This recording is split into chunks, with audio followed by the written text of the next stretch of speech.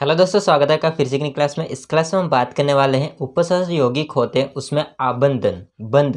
दोस्तों, हम यहाँ पर पढ़ेंगे वीबीटी थ्योरी के बारे में, संयोजकता आबंध सिद्धांत के बारे में। तो चलिए अपन स्टार्ट करते हैं। ये वीडियो दोस्तों आपके लिए बहुत खास होने वाला है, क्योंकि कोऑर्डिनेशन कंपाउंड नामक चैप्टर का ये जो वीडियो होता है वो या ये जो टॉपिक होता है वो बहुत इंपॉर्टेंट होता है। यहाँ से क्वेश्चन तो बनता है, ये बात फिक्स है, बट दोस्तों यहाँ पर क्वेश्चन ज़्यादा नंबर का बनता है, क्योंकि दोस्तों ये जो टॉपिक होता है इम्पोर्टेंट होता है, जिसमें बड़ा क्वेश्चन बन सकता है और ज़्यादा नंबर का। तो देखिए वीडियो को एंड तक क्या होता है। दोस्तों मैं लैंग्वेज भी आपके साथ में लिखवा देता हूँ ताकि आपके नोट्स भी कंप्लीट हो जाएं। अगर हम दोस्तों टॉपिक के बारे में बात करें तो टॉपिक हमारा है उपसहसंयोजन यौगिकों में आबंधन, बॉन्डिंग इन कोऑर्डिनेशन कंपाउंड। दोस्तों इसके बारे में सबसे पहले अगर देखा जाए, जो उपसर्ग यौगिक होते हैं उसमें आबंध की प्रकृति, उसका वर्णन करने के लिए एक वैज्ञानिक आता है जिसका नाम है वर्नर। और वर्नर को दोस्तों हम क्या कहते हैं, जो कोऑर्डिनेशन केमिस्ट्री होती है, जो उपसंयोजन रसायन होता है, उसका जनक भी कहा जाता है। पता है ना, ये वर्नर वर्नर भाई साहब का नाम। तो वर्नर होता है, उसने सबसे पहले कोशिश की कि जो उपसर्ग यौगिक होते हैं उसमें आबंध की प्रकृति का वर्णन करें। तो उन्होंने पहले वर्णन किया था, बट कुछ अपवाद या कुछ हम कह सकते हैं मिस्टेक के बाद में फिर अनेक वैज्ञानिक आते हैं, वो अपना अपना मत दे के जाते हैं और अपना अपना एक सिद्धांत देते हैं। ठीक है, तो क्या ये कमी थी वो हम समझते हैं। यह सिद्धांत होगा, मतलब जो वर्नर ने बोला वो, यह सिद्धांत कुछ तत्वों में उपसहसंयोजक यौगिक बनाने का विशिष्ट गुण, उपसहसंयोजक यौगिक बनाने का एक विशिष्ट गुण कुछ तत्वों में, और आबंधों में दिशात्मक गुण।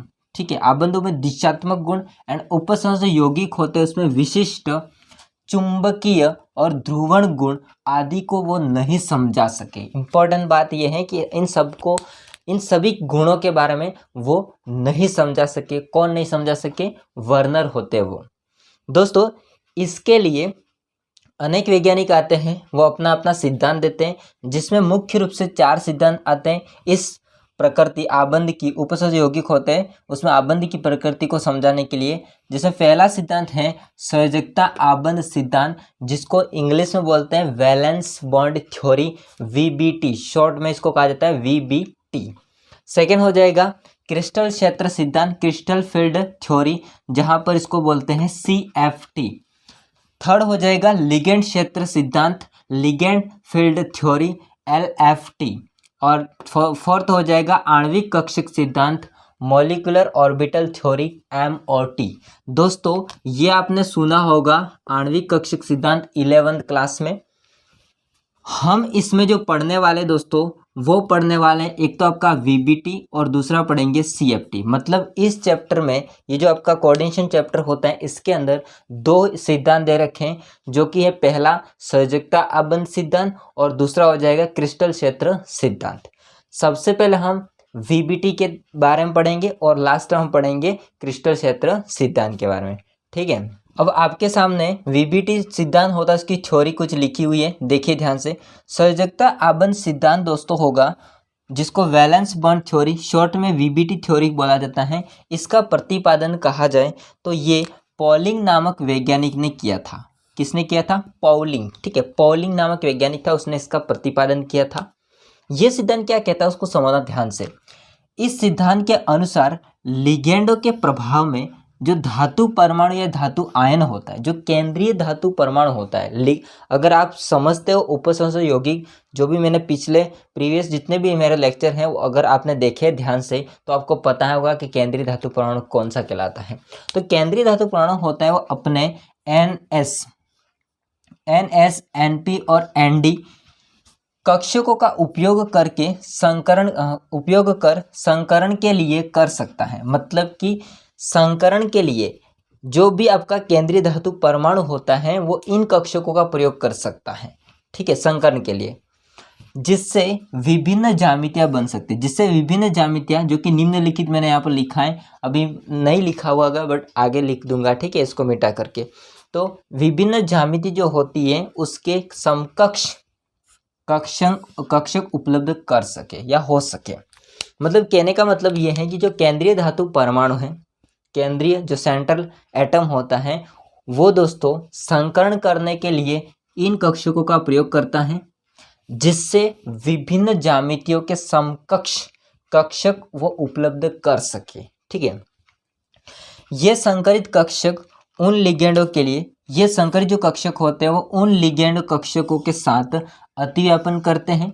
जो भी केंद्रीय धातु परमाणु के जो भी समकक्ष कक्षक उपलब्ध हुए हैं या जो भी उसके पास में कक्षक हैं वो अब क्या करेंगे, लिगेंड होते हैं उसके जो भी कक्षक होंगे उनके साथ ओवरलैपिंग करेंगे, अतिव्यापन करते हैं। और अतिव्यापन करेंगे तो जो आपके लिगेंड होंगे वो उस जो कक्षक हैं उपलब्ध कक्षक उसमें इलेक्ट्रॉन प्रदान करेंगे, इलेक्ट्रॉन देंगे अपना, तो इलेक्ट्रॉन युग्म वो क्या करते हैं, प्रदान करते हैं और आबंध के लिए इन्हें दान करते हैं। और वो आबंध बनाने के लिए इलेक्ट्रॉन दान करेंगे और कौन सा बॉन्ड बनाएंगे, उपसहसंयोजक बंध बनाते हैं। सिंपल सी बात है वीबीटी की, मैं वापस समझाता उसको। जो भी आपका केंद्रीय धातु परमाणु है, ये केंद्रीय धातु परमाणु जो भी अपने पास कक्षक हैं NS, NP, ND वो संकरण करने के लिए क्या करता है, उपलब्ध करवाता है। ठीक है, जिससे फिर क्या होगा, लिगेंड होंगे उनके अपने कक्षक होंगे, वो उपलब्ध कक्षक हैं जो केंद्रीय धातु परमाणु के उनके साथ ओवरलैपिंग करेंगे, जिससे लिगेंड के जो इलेक्ट्रॉन युग्म होंगे वो प्रदान करेंगे किसको, केंद्रीय धातु परमाणु के जो खाली कक्षक होते हैं उसमें। हम एग्जांपल लेके समझेंगे तो आपको समझ में आ जाएगा, उससे टेंशन लेने की बात ही नहीं है। उसमें इलेक्ट्रॉन प्रदान करेंगे और वो केंद्रीय धातु परमाणु के साथ में क्या करेंगे, उपसहसंयोजक बंध बनाएंगे। ये होता है वीबीटी थ्योरी। अब दोस्तों निम्नलिखित मैंने लिखा है यहाँ पर, तो कौन कौन से ऐसी ज्यामितियाँ बनती है उसको मैं लिखता हूँ, और साथ में आपको किस प्रकार से कोई भी अगर कोऑर्डिनेशन कंपाउंड है उसमें आप संकरण निकाल सकते हो, आकृति निकाल सकते हैं, वो मैं आपको एक समझाऊंगा। उसके बाद एग्जांपल लेके हम इसको प्रैक्टिकल करेंगे। ठीक है, देखिए इतना स्क्रीनशॉट लेके। तो दोस्तों देखिए ध्यान से, मुझे कुछ इस प्रकार से वीडियो बनाना पड़ रहा है क्योंकि बीच का जो पार्ट था वो डिलीट हो चुका वीडियो का। ठीक है, तो देखिए ध्यान से, निम्नलिखित जो ज्यामितियाँ आकृतियाँ होती है कुछ इस प्रकार से लिखी हुई है, जिसमें आप सामान्य संख्या देख सकते हो और यहाँ पर संकरण का प्रकार देख सकते हो और आकृति और ज्यामिति देख सकते हो। यदि संकरण दोस्तों बात करेंगे sp3, मतलब सामान्य संख्या अगर 4 होगी तो संकरण हो जाएगा sp3, और sp3 संकरण के लिए जो आकृति या ज्यामिति होगी वो कैसे होगी, चतुष्फलकीय। अगर सामान्य संख्या 4 है परंतु दोस्तों जो संकरण है वो dsp2 है, तो दोस्तों इसकी जो आकृति होगी वो वर्ग समतली होगी। अगर सामान्य संख्या 5 है और संकरण हो जाएगा sp3d, तो आपकी आकृति होगी कैसी, त्रिकोणीय द्विपिरामिड होगी। और अगर सामान्य संख्या 6 है और दोस्तों संकरण हो जाएगा sp3d2, जिसमें d2 होगा बाद में आया है तो अष्टफलकीय। अगर ये d2 अगर आगे आता, सामान्य संख्या 6 के लिए d2 आगे आता तो वो ये रह जाएगा d2 sp3, और ये लिखा हुआ है sp3d2, तो भी दोनों के लिए कौन सी हो जाएगी, अष्टफलकीय हो जाएगी। तो ये तो बात होगी सामान्य संख्या और संकरण होता है उनके प्रकार और आकृति और ज्यामितियाँ। अब दोस्तों मैं आपको स्टेप बताता हूँ कि किस प्रकार से आपको कोऑर्डिनेशन जो कंपाउंड होता है इसके एग्जाम्पल को आप सोल्व कर सकते हो बहुत आसानी से। तो मैंने मेरे हिसाब से यहाँ पर कुछ स्टेप लिखा हुआ है, देखिए ध्यान से। दोस्तों आप देख सकते हैं यहाँ पर उपसहयोगिक होते हैं, कोई भी कोऑर्डिनेशन कंपाउंड है उसके लिए स्टेप लिखे हुए हैं। फर्स्ट में आपको क्या करना है वो समझना। फर्स्ट में आपको क्या करना है, जो भी केंद्रीय धातु परमाणु है, अब केंद्रीय धातु परमाणु कौन सा होता है वो अगर आपने प्रीवियस लेक्चर देखे होंगे तो आपको पता होगा कि केंद्रीय धातु परमाणु किसको कहते हैं। तो केंद्रीय धातु जो सेंट्रल एटम होता है दोस्तों, इसकी हम बात करेंगे तो उसका क्या करेंगे, सबसे पहले हम परमाणु संख्या को लिखेंगे। सबसे पहले हम परमाणु संख्या लिखेंगे कि कितनी इसकी परमाणु संख्या होती है। इसके बाद हम क्या करेंगे, उसका इलेक्ट्रॉनिक विन्यास लिखेंगे, इलेक्ट्रॉनिक कॉन्फ़िगरेशन लिखेंगे, और उसके बाद उसकी ऑक्सीकरण संख्या निकालेंगे। तो केंद्रीय धातु परमाणु की ऑक्सीकरण संख्या कैसे ज्ञात करते हैं वो मैंने वीडियो बना रखा है। ठीक है, सेकेंड स्टेप में क्या होगा दोस्तों, तो सेकेंड स्टेप में आप देखोगे तो यहाँ पर आपको एक अवस्था मिलेगी जिसको अपन बोलते हैं आद्य अवस्था। आद्य अवस्था में क्या होगा, जो सेंट्रल एटम है मतलब केंद्रीय धातु परमाणु जो होता है इसका इलेक्ट्रॉनिक विन्यास होगा, जो हमने आगे लिखा है ना, उसका इलेक्ट्रॉनिक विन्यास को कक्षकों में भरना होगा। मतलब इलेक्ट्रॉनिक विन्यास होगा उसमें इलेक्ट्रॉन होंगे उनको कक्षकों में भरना होगा। इसके बाद आपको क्या करना होगा, उन कक्षकों में से आपको इलेक्ट्रॉन को बाहर निकालना होगा। दोस्तों इलेक्ट्रॉन को बाहर निकालना होगा, वो उनकी ऑक्सीकरण संख्या के हिसाब से निकाला जाता है। यदि ऑक्सीकरण संख्या +3 है, यदि ऑक्सीकरण संख्या +2 है, अगर ऑक्सीकरण संख्या +1 है, तो इसमें से 1 2 3 ऐसे इलेक्ट्रॉन निकाले जाते हैं, ठीक है, इन कक्षकों में से।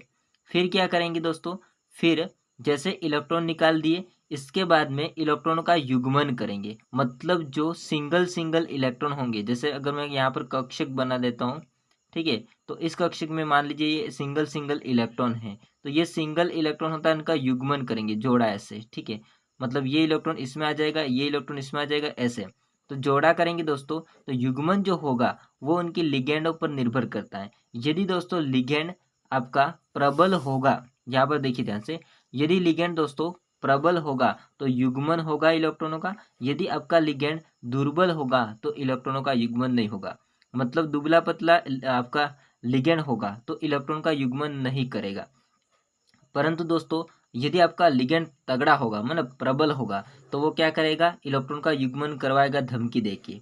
अब इसमें इलेक्ट्रॉन का युग्मन करवाने वाले जो भी प्रबल लिगेंड होते हैं वो कौन कौन से हो सकते हैं, तो आप इसमें देख सकते हैं NCS, इसके बाद देता है PY, NH3, EN, BiPy। दोस्तों इनके फुल फॉर्म बात करेंगे तो इसको बोलते हैं आइसोथायोसाइनेटो बोलते हैं, इसको बोलते हैं पिरिडीन, इसको बोलते हैं अमोनिया, इसका एमीन बोलते हैं, हालांकि अमोनिया बोलते हैं, एमीन इसमें बोलेंगे। एथिलीन डाई एमीन इसको बोलते हैं, EN को एथिलीन डाई एमीन, BiPy को बोलते हैं बाईपिरिडीन, और NO2 को नाइट्राइटो बोलते हैं, CN को साइनो बोलते हैं, और CO को बोलते हैं दोस्तों कार्बोनिल। तो ये सारे क्या हो जाएंगे, प्रबल लिगेंड। नीचे दिए गए हैं वो हैं आपके दुर्बल लिगेंड, जिसमें सभी एक तो हेलोजन आ जाएंगे, यहाँ से लेकर के यहाँ तक हैं वो क्या है, सारे हेलोजन हो जाएंगे X-।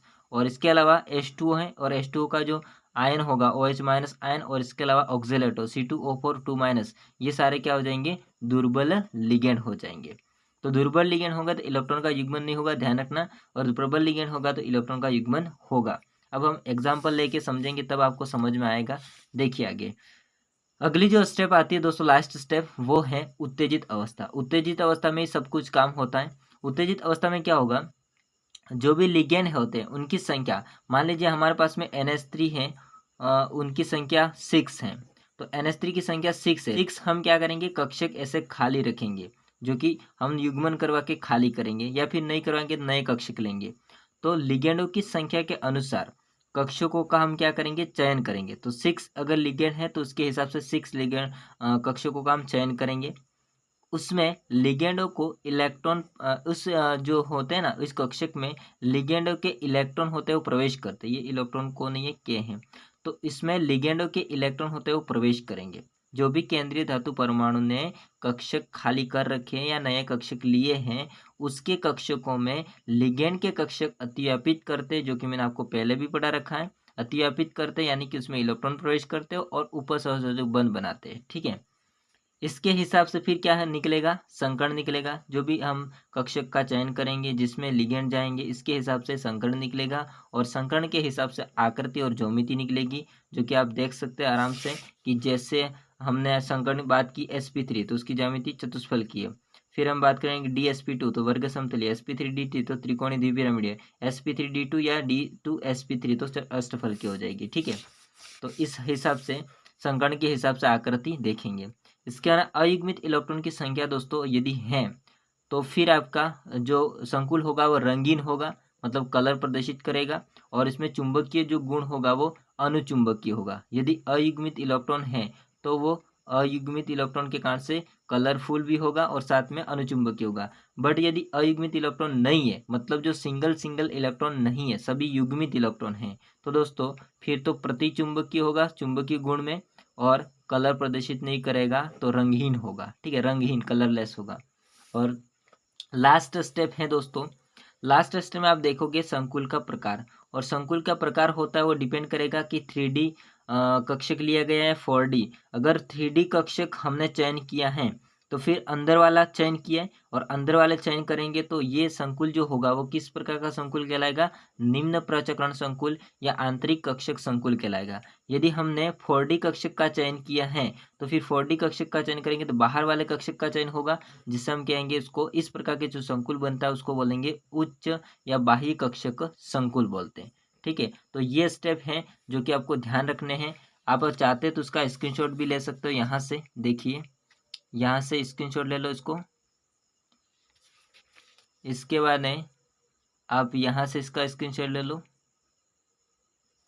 नीचे से स्क्रीनशॉट ले लो यहाँ से, और लास्ट इसका स्क्रीनशॉट ले लो। ओके, हाँ दोस्तों, अब पूरी एनर्जी के साथ समझना और जो भी मैंने स्टेप लिखा है उस स्टेप को एक एक फॉलो करना, आपको एक एक देखना। देखिए हमारे पास में एग्जांपल है CONH3 होल 6, इसका आवेश है 3+।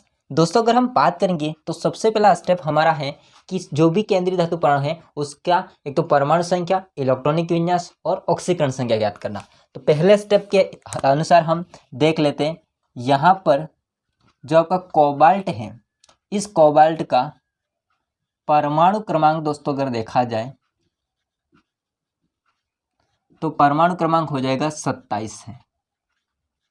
ठीक है, इलेक्ट्रॉनिक विन्यास की हम बात करेंगे दोस्तों, इलेक्ट्रॉनिक विन्यास हो जाएगा दोस्तों इसका, कोबाल्ट का परमाणु संख्या कितनी है 27, तो 27 किलो हो जाएगा। एक तो आर्गन तो हम लिखेंगे 18 तक, और इसके बाद हो जाएगा 3D7 4s2। आर्गन से घबराना नहीं है, कई कई किताब में आर्गन नहीं लिखा होता है, तो आर्गन से कोई घबराना नहीं है। 18 तक आर्गन हो जाएगा, और 2 हो जाएंगे ये रे, तो 20 और 7 27। ठीक है, अगला काम क्या करना है, ऑक्सीकरण संख्या ज्ञात करनी है। जिसकी ऑक्सीकरण संख्या ज्ञात करनी है उसको हम x मानते हैं, तो x मानेंगे कोबाल्ट को दोस्तों। NH3 का कितना है, तो NH3 का, एक NH3 का होती है ऑक्सीकरण संख्या 0, संख्या में कितने 6, तो 6 और कोष्टक में 0 1 के लिए बराबर बराबर 0 आता है, बट इसके ऊपर आयन है तो उसको हम लिख लेके ऐसा के ऐसा एज इट इज। तो यहाँ पर हो जाएगा x + 0 बराबर +3, तो x बराबर कितना होगा +3, 0 का कोई मतलब नहीं होगा। आ रही बात समझ, ऑक्सीकरण संख्या कितनी निकल के आई +3। अब क्या करना आपको, अब आपको आद्य अवस्था ग्राउंड स्टेट लेनी है, जिसमें जो भी इलेक्ट्रॉनिक कॉन्फ़िगरेशन है इसको कक्षकों में लिखना होगा। किसके लिए, कोबाल्ट 27 के लिए।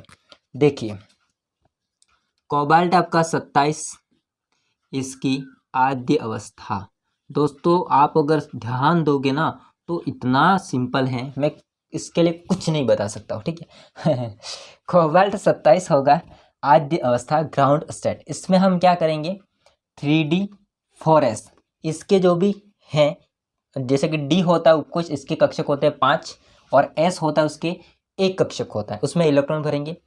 इसके अलावा इसके बाद में जो भी विन्यास आएगा उसको हम लेंगे लिगेंड के हिसाब से। तो NH3 दोस्तों आप देखोगे तो NH3 आपका प्रबल लिगेंड है।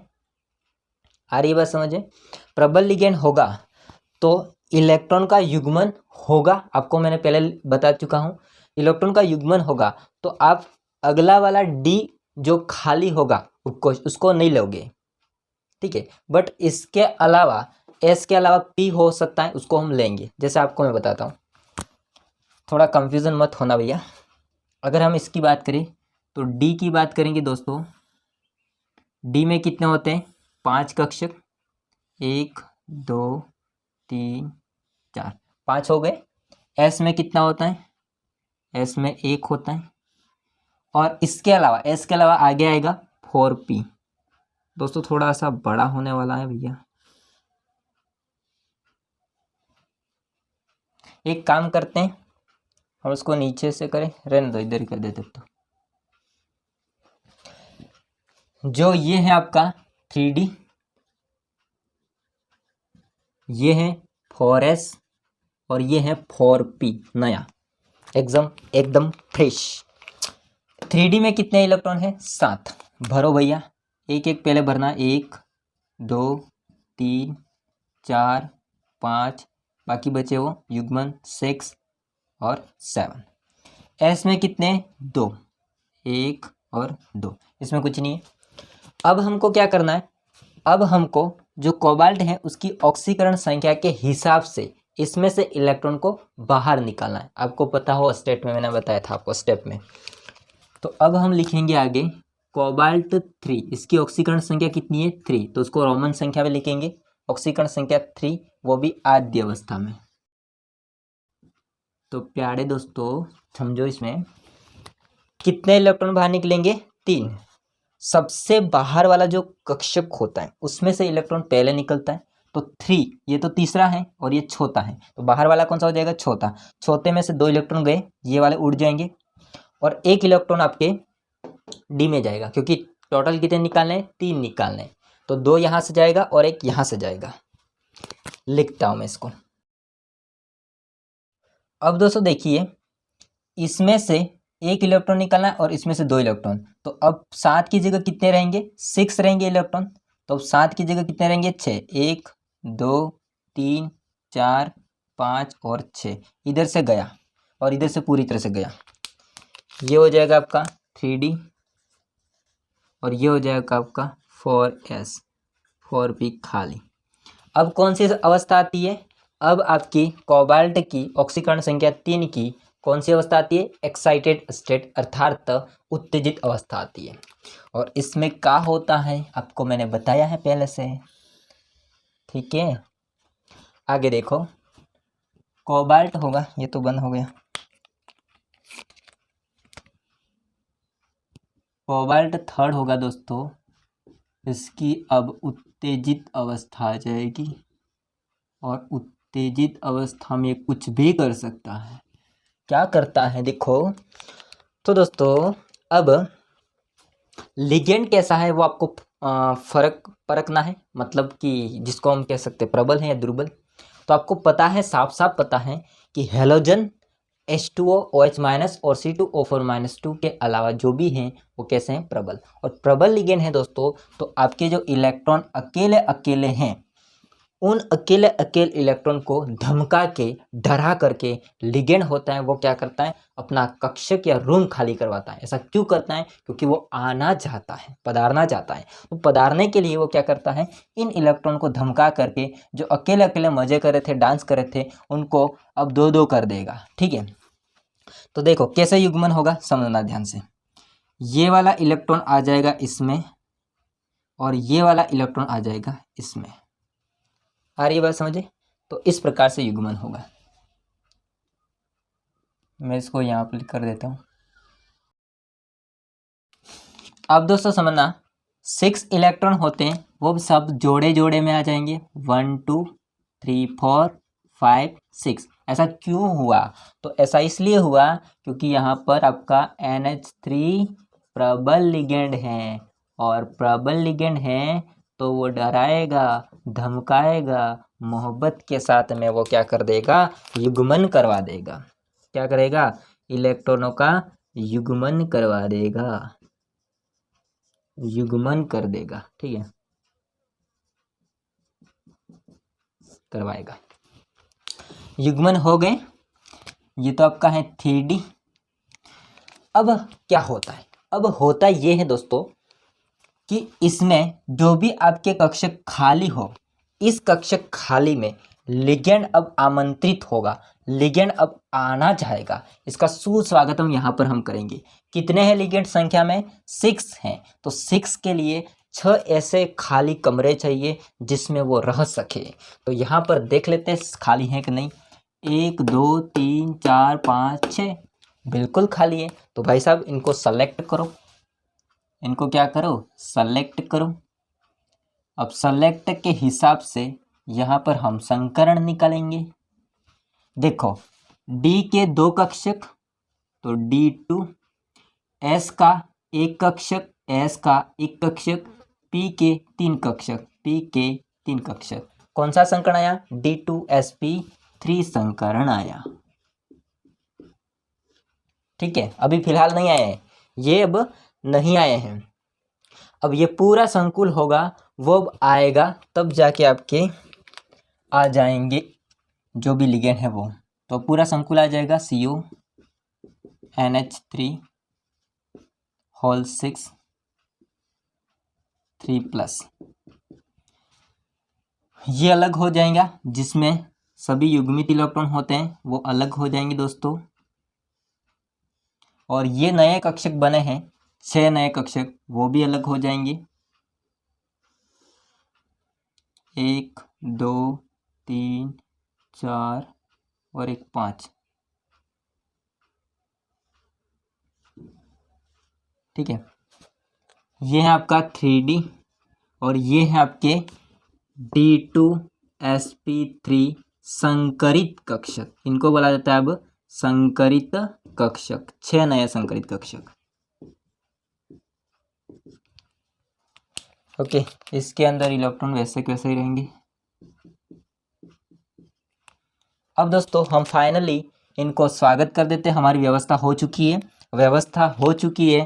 तो फटाफट से आपका संकुल होगा, उसमें लिगेंड होगा, किस तरह से अपना इलेक्ट्रॉन दे करके उनके साथ में कोऑर्डिनेशन बॉन्ड बनाता है। ये सारे जो आपको कक्षक दिखाई दे रहे हैं ना, वो किसके पता है? कोबाल्ट के, केंद्रीय धातु परमाणु के। अब जो आ रहे हैं वो कौन है? लिगेंड के इलेक्ट्रॉन अतिव्यापित हो रहे। मैंने आपको स्टार्टिंग में बताया था। ठीक है, वीबीटी थ्योरी के हिसाब से।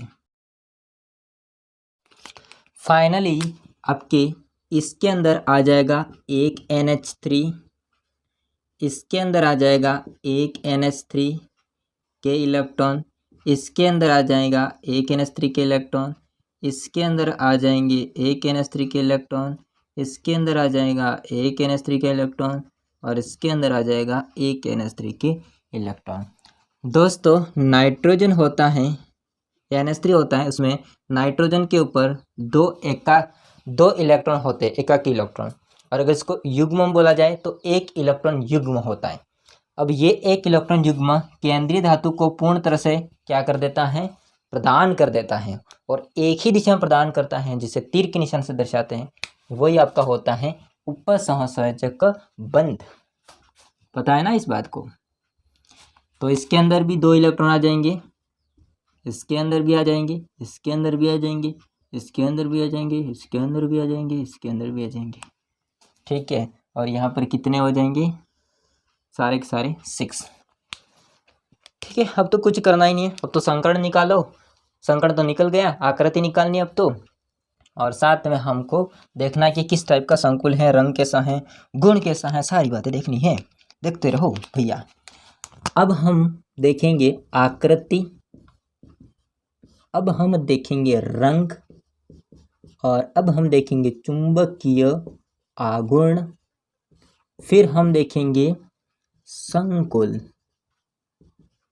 और इसी के साथ में खत्म हो जाएगा। ठीक है, आकृति कैसे निकालते हैं? तो संकर्ण के हिसाब से संकर्ण कौन सा है? D2sp3। लास्ट में आपको लिखवाया था सारणी में, क्या था? अष्टफलकीय। कैसा था? अष्टफलकीय। तो हम इसको लिख देंगे अष्टफलकीय बिटवा। रंग डिपेंड करता है दोस्तों कि इसमें अयुग्मित इलेक्ट्रॉन है। जो लास्ट हो रहा है ना, इसकी बात कराऊंगा कि कोबाल्ट के अंदर सारे भाई सब युग्मित है या अयुग्मित।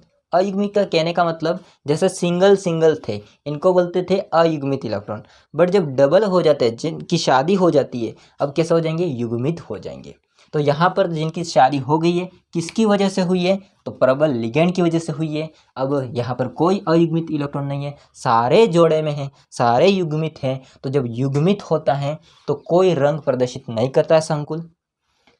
चुंबकीय गुण में कैसा हो जाता है? प्रतिचुंबकीय, चुंबक की तरफ अट्रैक्ट ही नहीं होता है युग्मित इलेक्ट्रॉन है तो। दोस्तों दुनिया की कोई भी चीज़ है जिनके अंदर अयुग्मित इलेक्ट्रॉन है ना, तो वो कलर भी दिखाएगी और वो चुंबकीय और आकर्षित भी होगी। लेकिन जिनके अंदर अयुग्मित इलेक्ट्रॉन नहीं होंगे, वो कलर भी नहीं दिखाएंगे और नखरे भी नहीं कर, और चुंबकीय और आकर्षित भी नहीं होगी। ठीक है, समझते इसको? तो यहाँ पर कोई अयुग्मित इलेक्ट्रॉन नहीं है, तो रंगहीन हो जाएगा। रंगहीन बोले तो कलरलेस। थोड़ा सा इसको अलग से लिख देते ताकि आप गड़बड़ नहीं जाओ।